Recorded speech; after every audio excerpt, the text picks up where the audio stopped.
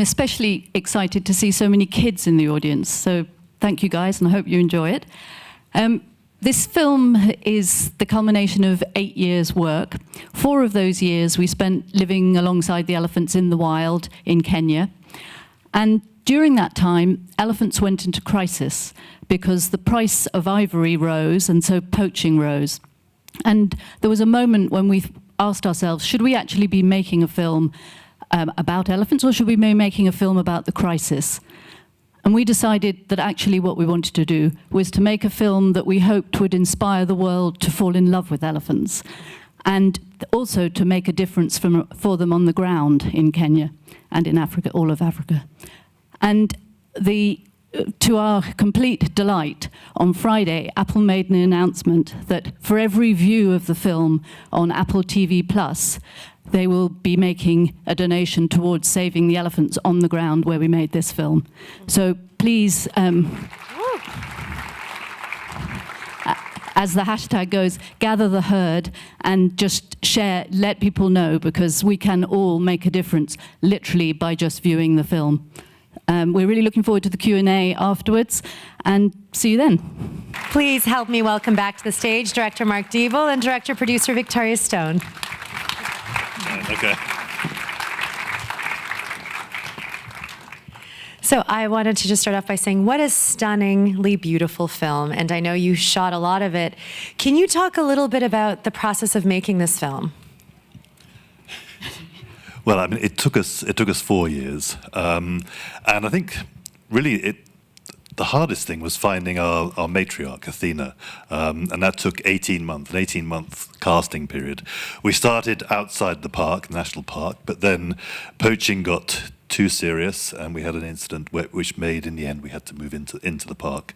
And then what was lovely was that one day, we'd been out on another hot and sweaty drive looking for a family, and we came back into camp, and there in the shade of a tree behind the kitchen tent was Athena's family. And then when she turned around and looked at us and swung her head round and had these beautiful tusks, and we saw the babies lying at her feet, we just thought, we've found our female. And after that, then everything started to come together. But it was an 18-month period that it took. And were the animals aware of your presence? Because you're shooting things and it often feels at such close, intimate proximity. Was there a period where, did they get to know you a little bit and allow you to be there? Or how did that whole process work? I think, when you're filming them, what you want is the animals do know you're there, but you want them to be so accepting of your presence that they actually forget about you. And then the worst thing is if an animal turns around and looks at you, because then you've suddenly crossed the line. And I know there's a lot of kids here as well, so I'm going to ask questions, but if you have a question in the audience, please raise your hand really high and we can ask your questions, and I'll repeat them so everybody hears. No? Oh, right here, yes. Have you translated into Swahili, and have you been doing community screenings and things like that? The question is whether it has been translated into Swahili and whether they've done any community screenings.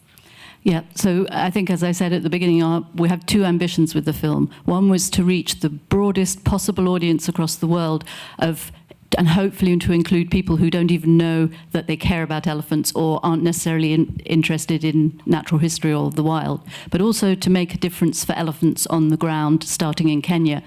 And so we launched a big outreach and education campaign. And part of that is translating the films into Swahili and Ma. We've done 28 children's books based on characters from the film, which are forming a Learn to Read series, which are going into Kenyan schools. With the idea behind that is that if you grow up loving the characters, getting to know them, understanding the wild, it becomes part of your childhood, and therefore you hopefully take it through life, even if you live in the middle of a city. We're doing school plays. We've got it's a big program, which we're about now to go back to Kenya and start launching.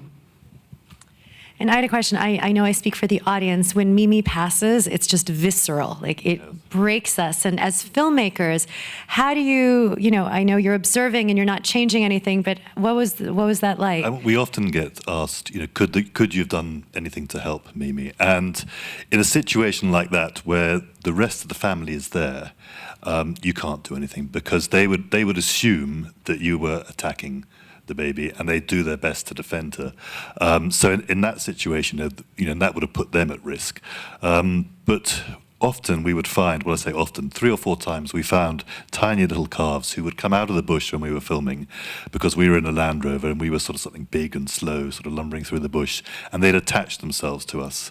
And at that stage, we'd do everything we could to help. We'd call in the vets, we'd call in a sort of squad of rangers and keepers, and we'd rescue the little calves, and then they'd go back to Nairobi and actually be then rehabilitated in an orphanage for elephants, and then one day they'll come back to Tsavo and go back into the wild. We had one amazing sort of conclusion to a story like that, where we woke up in the middle of the night and found an elephant eating right next to the tent, which is not unusual, but because where the rainwater drops off the edge of the tent, the grass grows greenest, and when it's drying up, that's where they like to come and feed. And this elephant was standing there, and its tusks were rubbing up and down on the window of the tent. And Mark and I were just in the middle of the night looking out, watching it, and then we just talked to it and to make it sort of go off a little bit. Anyway, this elephant kept coming back, and it kept coming back, and then it started coming in the day, and then it would come really quite, right into the middle of the camp, which normally doesn't happen except when we're all asleep. And in the end, we just couldn't figure out why this elephant was different to all the others. And it was about a 25-year-old bull. And we then thought, I wonder, could this possibly be an ex-orphan? So to cut a long story short, we brought the oldest person from the orphanage, from the Sheldrick Wildlife Trust, we brought them together one day. It took a long time to actually get them together in the camp at the same time. And both the elephant and the man recognized each other. And this was an elephant that had been orphaned, taken to the Sheldrick Wildlife Trust, looked after, released when it was, 6 or 7? Yes, and then been out in the wild for another 18 years. And now was a totally wild elephant mixing with the rest, but had this slightly different relationship with people. Wow. Amazing. Right there, yes. I want to know when the elephants are in danger because of drought, is there no, especially because of all the poaching and everything, is there no way for the government to actually drop ship beans for them? So the question is, when the elephants are in danger because of drought, is there any way for the government to deliver something for them to eat? No doubt maybe it could be done, but realistically it's probably not going to happen. But also I think I would question, it's a big wild system that we should actually be asking the bigger questions of how we protect that system and our world from climate change, which is helping to make these problems worse even for animals, because you can't manage the wild. I mean, it's too big, it's wild, it has its own natural balance. So to me, the idea, if you take, for example, opening up water holes in areas where perhaps you're helping elephants come in and drink in the drought, you can then end up with everybody, all the elephants coming in and actually devastating the area, and there's nothing left to eat. So it's a very fine balance which nature can work out, and sometimes when we do things which we think are the obvious way to help, in the bigger picture it isn't necessarily.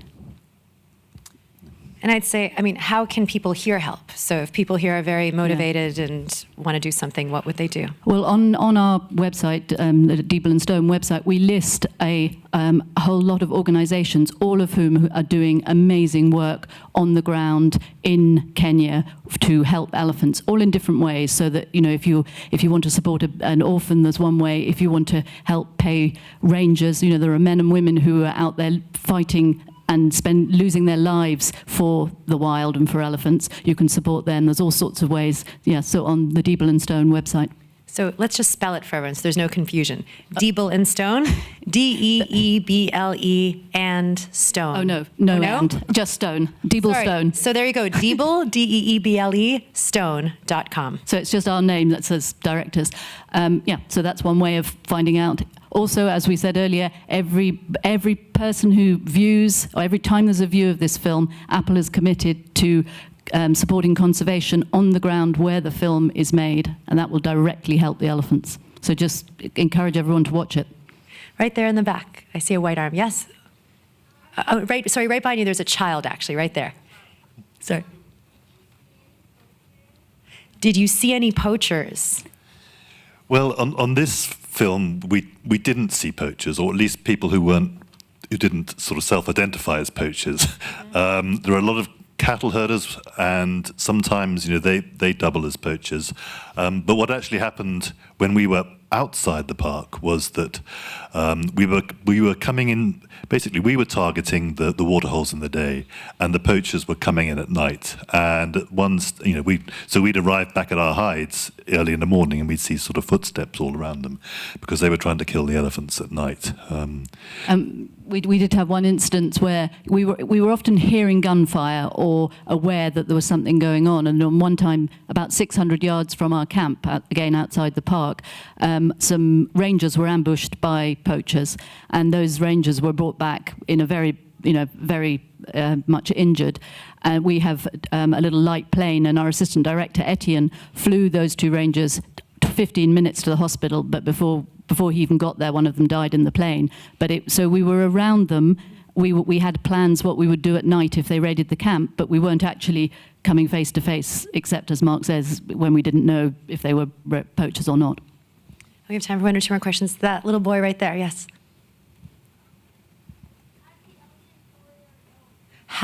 Such a good question. How did the elephants know where they were going? That's a really good question. Well, elephants have amazing memories, and Athena, as a little baby, she would have been taken by her mother on a very similar journey. They didn't make that journey every year, but she would have followed her mother, and an elephant only has to do that once, and it will remember that route for the rest of its life. So children here, if your parents tell you something once, you should remember. That's all I'm saying, as a mom. And one more question we have time for. Yes, right there. I'm curious about your decision not to include a discussion of poaching or climate change in the film. And while I understand that you wanted to make a film for people, and especially kids, to connect with the elephants and to love them, I do understand that, but it does seem like the reality or the vision that you're presenting, the story that you're presenting of the elephants in this film is really just a small piece of the picture. And so I'm curious if you considered bringing in these issues in some way and incorporating them, even if they weren't included. So the question is about the decision to not include climate change or poaching in the film. I think the reality you see in the film is how elephants are living, should be living. It's very difficult to actually remember and enter into their world and understand it. And to us, that's as important as understanding the problems. But we also, in the world we're creating around it, in the discussions, look at the discussion that this film has brought up, discussing it now, it's always about the issues and the reality. So we just thought, a brilliant film like The Ivory Game, that knocks the issues, it really goes straight for the issues. It gives a point. We felt that what we could bring, and everybody can bring something different, was a story that maybe inspired people to fall in love with them, and then use that as the jumping off point to actually do something, ask more questions, get more involved. That was just what we felt we could contribute to the situation for which we're all responsible. And we did, we were talking about it all the time, and we're a very small team in the field, almost like an extended family. And at every mealtime, we would talk story, we would talk issues. And while we were making the film, we wrote a blog, and we should now subsequently become podcasts, and that was all about the issues. That was all about poaching we were seeing, but also what is important to us is that we get this film into China.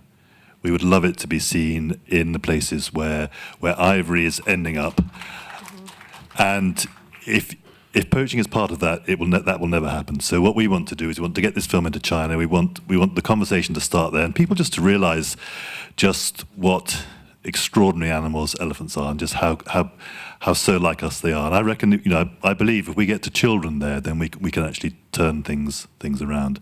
But we couldn't do that if it was a film about poaching. And on a filmmaking issue, we tried at one stage adding a lot more information about elephants, because we thought, there's so many things to say that are fascinating about elephants.